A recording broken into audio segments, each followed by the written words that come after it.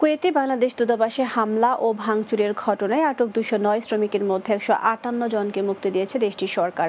বুধবার দূতাবাস প্রধান ও কাউন্সিলর মোহাম্মদ আনিসুজ্জামান স্বাক্ষরিত গণমাধ্যমে পাঠানো এক বিজ্ঞপ্তিতে এ তথ্য জানা যায়। গত 17 জানুয়ারি দূতাবাসে হামলার ঘটনায় আটক 209 শ্রমিকের মধ্যে 158 জনকে মঙ্গলবার মুক্তি দিয়েছে দেশটির সরকার। বাকি 51 জনের মধ্যে 20 জনের বিরুদ্ধে সরাসরি দূতাবাসে হামলা ও ভাঙচুরের প্রমাণ পাওয়ায় তাদের আটক রাখা হয়েছে।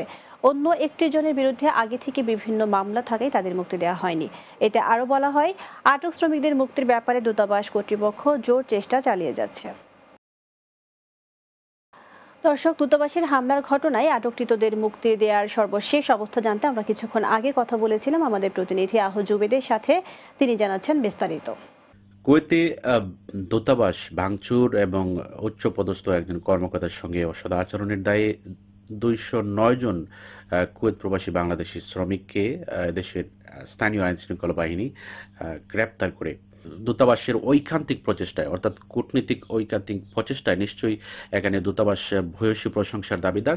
তাদের ঐকান্তিক প্রচেষ্টার মাধ্যমেই 158 জন শ্রমিককে এদেশের আইন শৃঙ্খলা বাহিনী মুক্তি দেয়। বাকি এদের মধ্যে 20 জনকে শনাক্ত করা হয়। সিসিটিভি ক্যামেরার ফুটেজ দেখে শনাক্ত করা হয় তারা সরাসরিভাবে দূতাবাস ভাঙচুর এবং তাদের দূতাবাসের কর্মকর্তাদের সঙ্গে অসদ আচরণের দায়ে তারা এদেশের আইন শৃঙ্খলা বাহিনী তাদের আটকে রেখেছে এবং এদের মধ্যে 31 জন শ্রমিক যাদের পূর্বেই কিন্তু বিভিন্ন মামলা আছে তাদের বিরুদ্ধে, তাদেরকেও কিন্তু আটকে রেখেছে। গত রাত দূতালয় প্রধান এবং কাউন্সিলর জনাব আনিসুজ্জামানের সঙ্গে আমার আলাপ হয়েছে। তিনি যেটা আমাকে বলেছেন যে আসলে যত ধরনের অভিযোগ তাদের বিরুদ্ধে বা সব 209 জন শ্রমিক 158 জন তারা ছাড়া পেয়েছে এবং বাকি আরো 51 জন বিভিন্ন মামলার আসামি বা দূতাবাসের এই যে অনাকাঙ্ক্ষিত ঘটনার সঙ্গে তাদের সংশ্লিষ্টতা আছে। তো প্রত্যেককে তারা ছাড়িয়ে আনার জন্য চেষ্টা চালিয়ে যাচ্ছেন। সৌদি আরবের রিয়াদে হার্ট অ্যাটাকে সুজন মাহমুদ নামে এক তরুণ রেমিটেন্স যোদ্ধার মৃত্যু হয়েছে।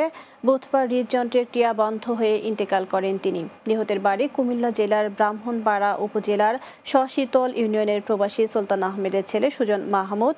পরিবারের সচ্ছলতার জন্য দীর্ঘ 10 বছর আগে রিয়াদে পাড়ি জমান তিনি। সুজন মাহমুদের মৃত্যুতে পরিবারে নেমে আসে শোকের ছায়া। সংযুক্ত আরব আমিরাতে অবৈধ কর্মীদের ভাড়া বা আশ্রয় প্রদান করলে 1 লাখ দিরহাম জরিমানার বিধান কার্যকর করেছে দেশটির কর্তৃপক্ষ। দেশটির federal authority for identity and citizenship Dubai তাদের সোশ্যাল মিডিয়া পেজে দেশটির নাগরিকদের জন্য এই সতর্কতামূলক বার্তাটি প্রকাশ করেছে। সেখানে বলা হয়েছে, বেআইনি অনুপ্রবেশকারীদের ভাড়া বা আশ্রয় দেওয়া হলে 1 লাখ দিরহাম জরিমানা করা হবে। এই আইন কার্যকর করতে সারা দেশে নিবিড় প্রচারণা চালানো হবে। পাশাপাশি আইন লঙ্ঘনকারীদের কঠোর বিচারের আওতায় আনা হবে। সম্প্রতি আমিরাত সরকার আপনার স্থিতি সংশোধন দ্বারা নিজেকে সুরক্ষিত করুন এই প্রকল্প আওতায় আমিরাতে অবৈধ বাসিন্দাদের সাধারণ ক্ষমার সুযোগ করে দেওয়া হয়, যা গত বছরের 1 আগস্ট থেকে শুরু হয়ে 31 ডিসেম্বর শেষ হয়।